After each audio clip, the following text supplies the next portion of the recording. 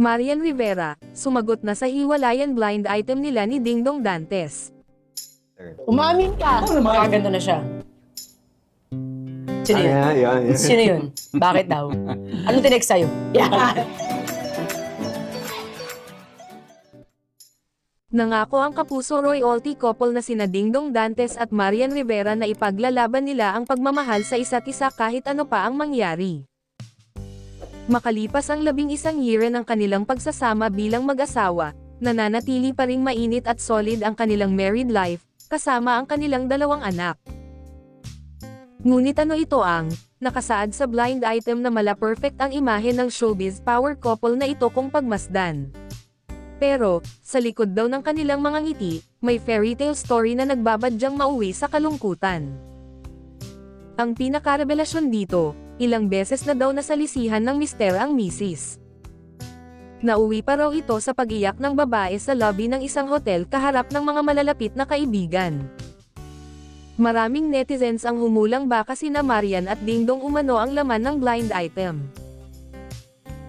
Mariing itinanggi ni Marian Rivera na siya at ang asawang si Dingdong Dantes ang tinutukoy na power couple sa isang blind item na lumabas sa internet noong nakaraang linggo. Kwento ni Garcia, ni-message ko siyan. Sabi ko, I'm sure aware ka sa blind item kung saan sa comments section kayong dalawa ni Dong ang binabanggit na kesyo kayo yon, something.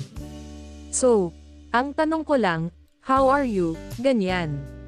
Makalipas daw ang ilang sandali, tumawag na sa kanya si Marian. Nagpadala rin si Marian ng picture nila ni Dingdong na kuha ilang sandali bago siya tumawag. Sabi pa daw ni Marian sa kanya, Ate, ano ba yan? Diyos me, ano ba yung mga blind item na yan? Sabi naman ni Rose, parang sanay na sila kasi parang every year, lalo na raw pag January, palaging may ganyang chika, na hiwalay na. Kesyo si Dingdong ganito, kesyo ganyan.